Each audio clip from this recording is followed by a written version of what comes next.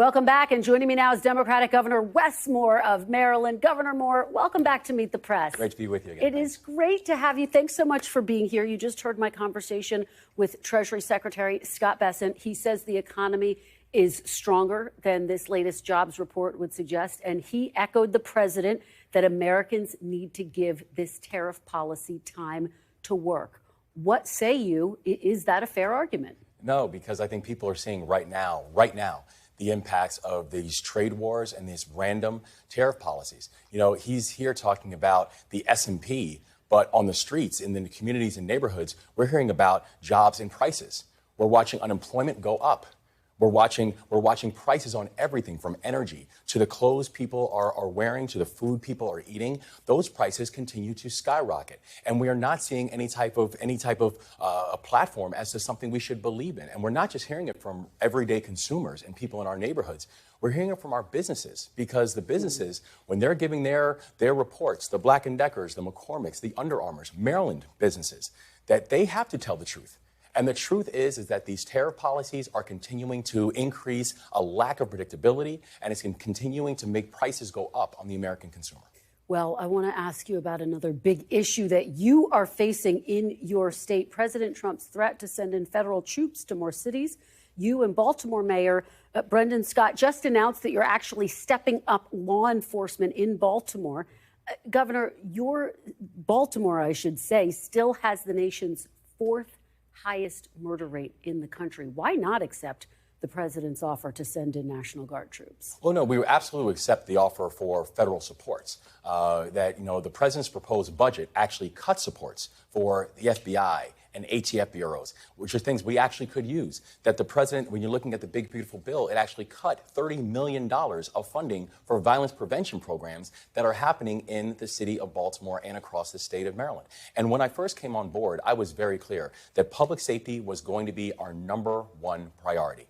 And we have made historic investments in local law enforcement, historic investments in technologies and making sure that if someone commits a violent crime with a handgun, we want them in handcuffs in 24 hours. So the work is happening. And actually, if you're looking at the same time period of this D.C. occupation, this federal surge, if you look at assaults with a deadly weapon, they've actually increased in D.C. by 8%. In Baltimore, have decreased by 10%. And on every other major indicator, from homicides to carjackings, you say that Baltimore has actually had the same type of drop as Washington, D.C. has had during this period, and we didn't mobilize the National Guard for it. Well, it seems like the president is not backing down on this policy. In fact, I want to show you a post.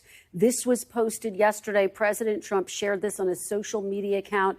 It's directed at Chicago, and it reads, quote, "I love the smell of deportations in the morning, and Chicago about to find out why it's called the Department of War." Illinois Governor Pritzker called this a threat. Would you go so far as to call this a threat?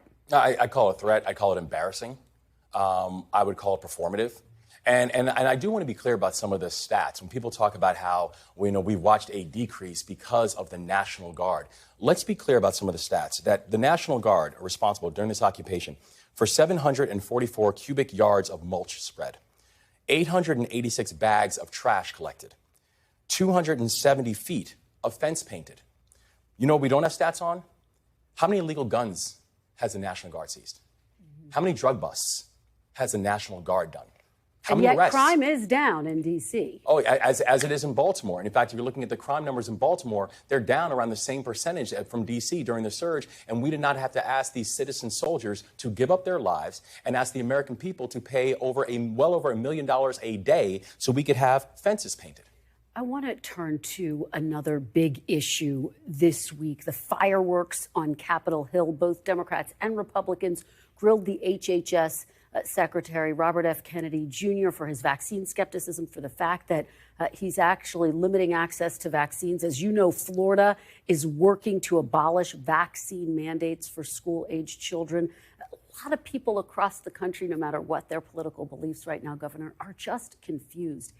As the governor of Maryland, what are you planning to do to ensure the public's health in your state? Well, we just signed policy, in fact, last week, showing and indicating that Maryland is going to apply to the vaccine policies that we had on December 31st of last year, that we are not going to give in to conspiracy theorists. and we're not going to give into, lack of data-driven policies that are somehow influencing whether people are going to be safe and whether they get access to vaccines. That we have ample supply of vaccines. We are going to make sure that our vaccine availability is there and real for the people of the state of Maryland, and they should know that they should be safe on that. And I do feel for the people in these other states who are having to go through this chaos and having conspiracy theorists who are continuing to drive your vaccine policy. And my message to them would be to come to Maryland.